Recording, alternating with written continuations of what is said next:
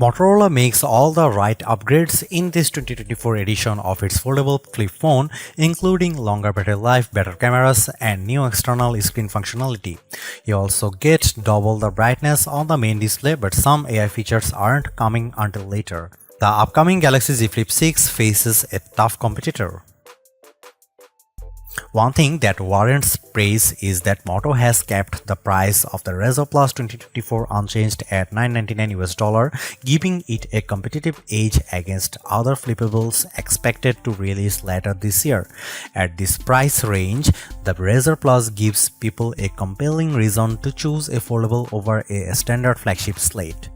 In the US, pre-orders for the Motorola Razr Plus 2024 are available right now through T-Mobile, AT&T, Best Buy, Amazon, and Motorola directly, with general availability set for July 24. I thought we'd get more carriers on board with the Razr Plus 2024 than before, but it could be just a matter of time before it shows up on major carriers like Verizon and AT&T.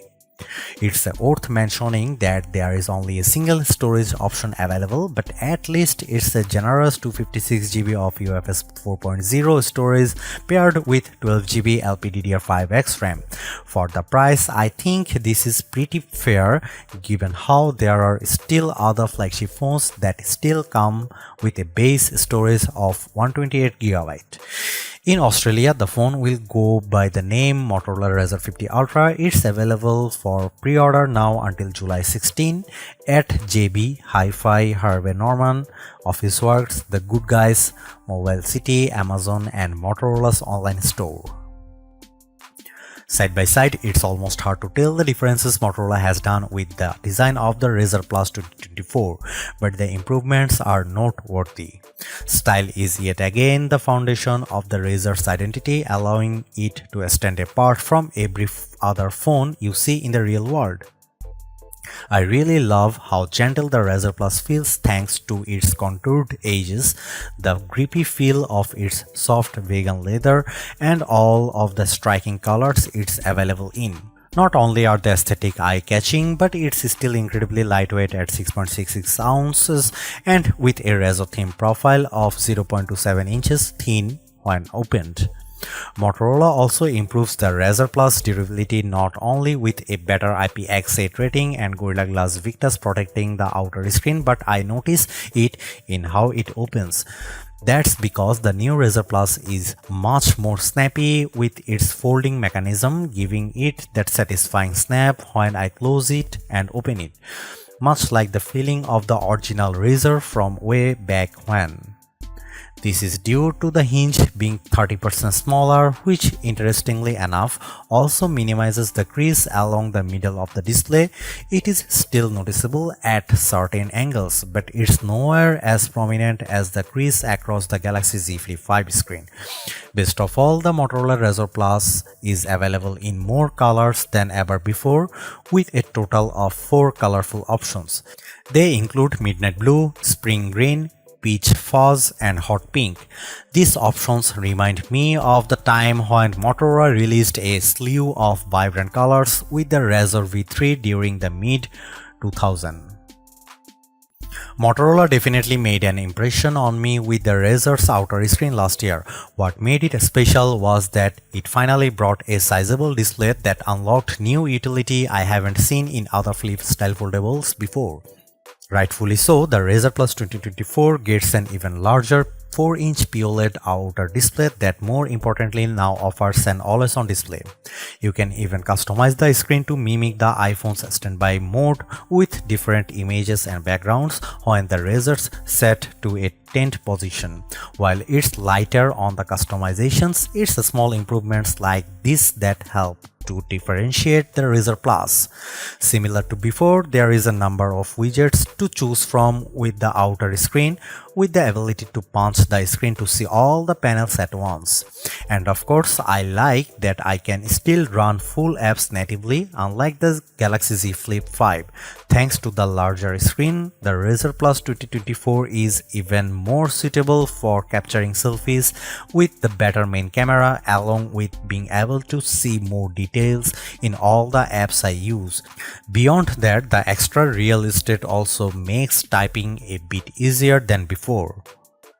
Opening up the phone reveals its 6.9-inch Full HD Plus POLED display.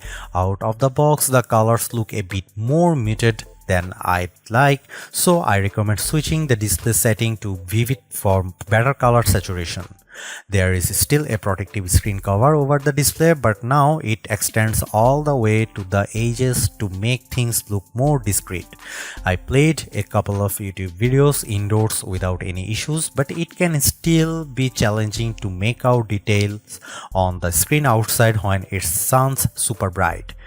In our Geekbench testing, the screen reaches a peak brightness of 2158 nits. That's short of Motorola's claim of 3000 nits, but it's big improvement over the 1084 nits that the 2023 Razr Plus reached. The Razr Plus 2024 also features a display refresh rate up to 165Hz, which gives all the navigational animations of the interface an extra smooth look. However, it's a dynamic refresh rate that will adjust depending on what I am doing on the phone. While this helps to optimize the battery, I wish there was an option to lock onto that 165Hz refresh rate at all times. I have been asking for telephoto cameras in more flip phones, and while the Razr Plus 2024 makes this a reality, it requires a compromise. On one hand, I am stoked that the main camera has been upgraded to a beefier 50MP sensor, but Motorola ditches the ultra-wide camera in favor of a 50MP telephoto camera with 2x optical zoom. So what's the big deal? Well, I really found the ultra-wide camera of last year's Razr Plus handy for blogging and self-recording because of its wider field of view, and its omission to noticeable because the main camera's field of view is narrow. As a result, only my upper torso is visible when I am vlogging, and it's nowhere as good when it comes to getting another person in the shot with me. I think omitting the ultra-wide camera is a missed opportunity because the Razr Plus 2024 would have made for a more compelling arrangement if Moto kept it and leveraged pixel binding with the main camera to deliver a 2x optical quality zoom. In theory, it would deliver the same package as the triple camera system we get in many flagship phones. Despite that, the camera app gets its share of changes as well, including a neo camcorder that can shoot vertical or horizontal videos while in this mode. Another change pertains to photo booth, which now works on both the internal and external cameras. Here are some camera samples of Motorola Razr Plus 2024.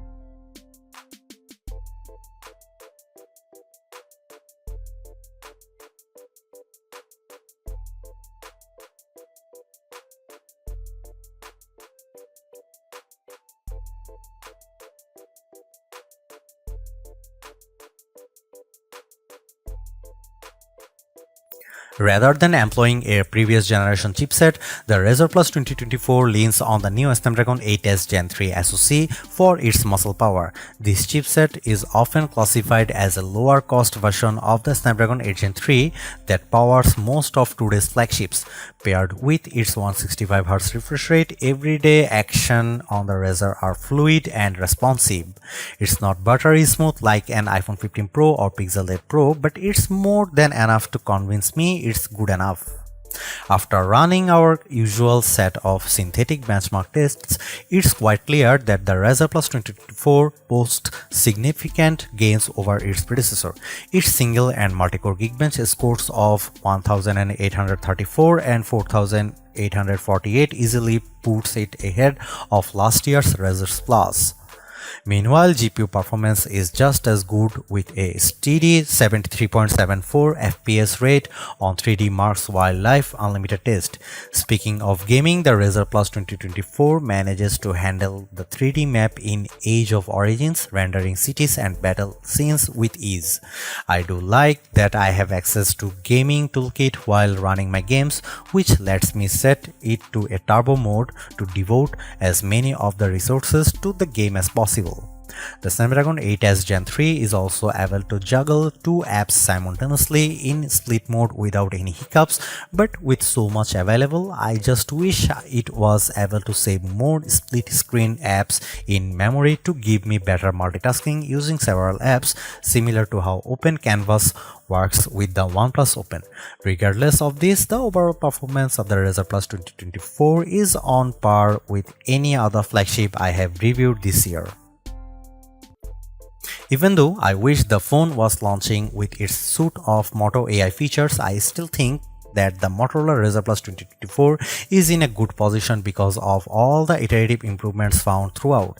It maintains the same stylish looks that has made the Razr one of the most attractive foldable phones around, while adding a bigger outer screen, much longer battery life, faster charging, and camera performance improvements. What I like even more is the fact that the Razr Plus price remains unchanged at $999, which should give Samsung and everyone else something to worry about. The only disappointment I have is Motorola choosing to ditch the ultra-wide camera in favor of a dedicated telephoto lens, more so when the main camera's full resolution snapshots rival the quality of the optical zoom lens. Apart from that, the Razr Plus 2024 is a delightful flip foldable that's worth a look without much compromise in its package.